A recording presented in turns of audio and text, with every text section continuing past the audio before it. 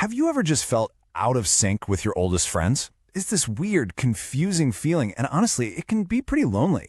Well, today we're going to dive into why outgrowing friends isn't just normal, but actually a really powerful sign that you're evolving as a person. So let me ask you this. Have you ever been hanging out with people you've known forever, people you used to love being around, and all of a sudden you just feel tired? I'm not talking about sleepy, but like a deep, soul-level exhaustion. If you're nodding along right now, the first and most important thing I want you to hear is this. You are not a bad person. You're not a bad friend. What's happening is actually something much bigger than that. That draining feeling, it's not a bug, it's a feature. It's a signal your mind is sending you. And psychology actually gives us a really fascinating way to understand exactly what that signal means. What psychology tells us is that this exhaustion is a sign that your brain, your values, your whole sense of who you are has basically leveled up. You've entered a new stage of your own evolution, and maybe, just maybe, your old circle hasn't gotten there yet. So, why does evolving feel so tiring? Well, it all boils down to this fundamental mismatch between the person you are today and the person you were when you first made those friends. There's actually a name for this. It's called value drift.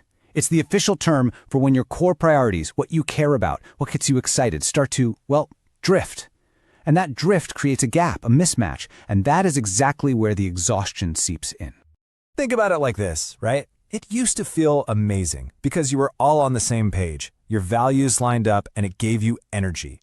But now that same hangout can feel draining because you're dealing with this dissonance. It's a clash between your new self and the old familiar dynamic of the group. Okay, so how do you know for sure this is what's going on? Let's break down 3 specific signs that what you're feeling is actually a major sign of personal growth. See if any of these sound familiar.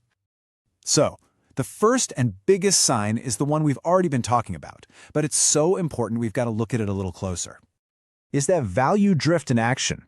This is really the foundation for all the other feelings that come with it. You know this feeling. It's when conversations that used to be fun now just feel superficial. You're trying to talk about your new career path or a book that changed your life, but everyone else is stuck on the same old gossip. It doesn't feel like connection anymore, it just feels like noise, and that is so draining.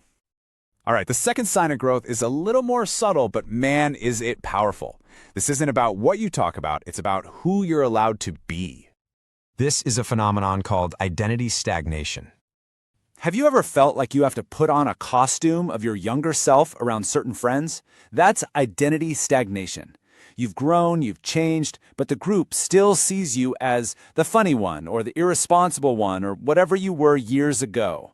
And the sheer effort of performing that old role, of squeezing back into that old skin, it's completely exhausting. And the third and final sign we're going to cover is all about the flow of energy, specifically emotional energy. This is something we call emotional labor overload. You might realize that you're always the therapist of the group. You're the one giving advice, listening to every problem, holding space for everyone else. But when you need a shoulder to lean on, crickets. That kind of one-sided support system just isn't sustainable. And this quote just hits the nail on the head. It's the burnout that comes from being the therapist friend for people who never reciprocate. It's a special kind of tired that comes from being on a one-way street of emotional support. You're just going to run out of gas. Look, seeing these signs in your own life isn't about blaming your friends or calling them bad people. It's about recognizing your own evolution and figuring out what comes next for you. So how do you handle this? Okay, 3 things. First, you have to acknowledge this shift is happening and you got to do it without the guilt. Seriously. Second, you need to actively reframe it. This isn't a friendship failure, it's a personal growth milestone. You've leveled up. And third, just understand that this is a totally natural part of the journey. People outgrow things, jobs, cities, and yes, sometimes friendships. It's okay. And at the end of the day, remember this. This isn't really about losing friends. It's about gaining yourself. It's about becoming more of who you're truly meant to be. And sometimes that means your social circle has to change to reflect the new you. Which leaves us with one last question for you to think about.